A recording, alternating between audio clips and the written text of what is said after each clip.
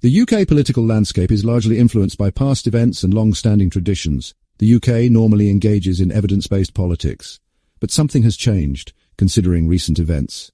There are now a powerful group that shape politics and policies. This group may not be your everyday voter, not the working class, also not your work colleagues. So who are these hidden influences?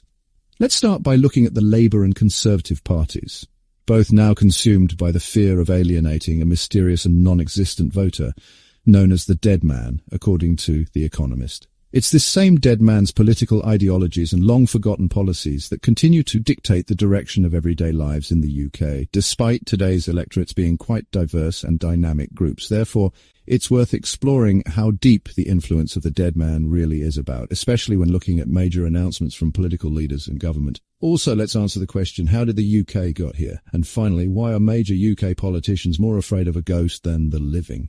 Could the answer be that times has changed and the UK political leaders are completely on top and in tune with the situation?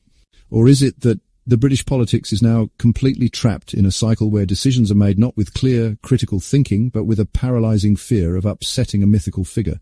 Is this really a tradition being followed, or are the UK's current crops of leaders detached from reality? This outdated mindset has created a political environment where the major parties in the UK, mainly Labour and the Tories' default position, is to equivocate rather than make bold decisions when needed for a society struggling with living crisis. An instance in this regard is the government struggles to take a strong and definitive stance on major issues such as European Union market integration, or in domestic policies such as the two-child benefits cap, meaning if you had a third child, that child isn't taken into consideration when accessing the need for supporting struggling families. The list goes on. But why? Because they fear of alienating voters who represent the past and also their party members, even though some of those voters' concerns may no longer be relevant today. The fear of stepping out of comfort zone and crossing traditional boundaries has paralysed Starmer's government rather than thinking proactively. It's a full-on esprit de corps with previous government. Instead of paying heed to the pressing needs of the general public, the Labour government continues to create policies based on manufactured fears, and these have created a wider disconnect from the real issues within the country. The lack of real direction has caused stagnation in every aspect within the UK, and the government appears worn out already. Without offering clear solutions to current challenges, for example, the growing inequality, climate change, and the future of the UK's place in the world, Labour has found itself stuck in an endless loop of appeasing past voter concerns. This is not just a policy issue, it's also becoming an ideology under the current Labour Party leadership. The inability to pursue change and adapt to current realities has made the Labour Party's leadership robotic and lame. Every new major announcement is met with disquiet by the British public. The country is at a standstill, with no hope of a way forward.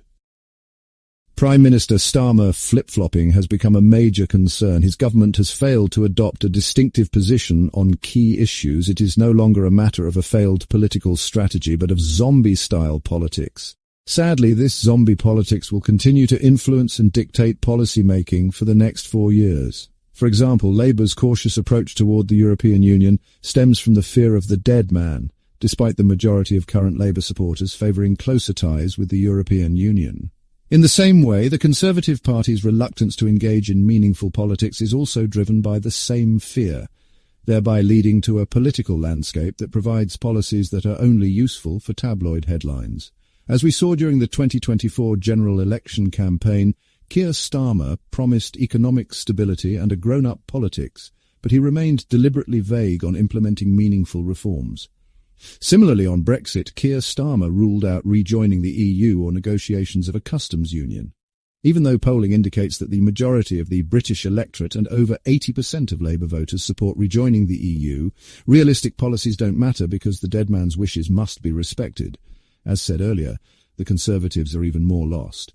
Take, for example, Rishi Sunak's campaign during the 2024 election. His campaign ran ads that warned Labour would create open borders and soft justice.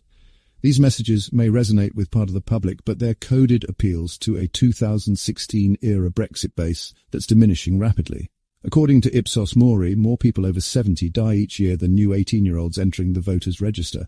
Between 2019 and 2024, as many Conservative voters died as those who switched to the Labour Party. Yet policy continues to be crafted to reflect the dead man's wishes. Then there's Nigel Farage's Reform UK, an untested party with very few policy positions. Despite this, the party wields significant influence. Both Labour and the Tories are cautious not to lose too many votes to the Reform Party, especially in marginal seats, thereby pushing both parties into populistic rhetoric with no direction. Constant debate on immigration anxiety, culture wars, gender-neutral toilets, stopping the small boats are never-ending stories. Meanwhile, the majority of electorates are more concerned with real issues, such as housing, climate change, and the NHS. But those voices are largely ignored, and then again we ask why. And you get exactly the same answer: dead man's wishes must be respected. These are the reasons you sometimes find UK leaders push for policies such as those proposed under Rishi Sunak's government, who promised the reintroduction of the National Service for 18-year-olds. According to The Times and various media outlets, the policy was designed to send a strong message to older, patriotic voters. Never mind that under-25s are among the least militarily inclined demographics in Britain. This wasn't about the youths. It was about the memory of youth, as imagined by the older generation. Or take Keir Starmer's mixed messaging on research and development, investment and the housing crisis, despite the UK facing record inequality and economic stagnation. So one must continue to ask the same question over and over again.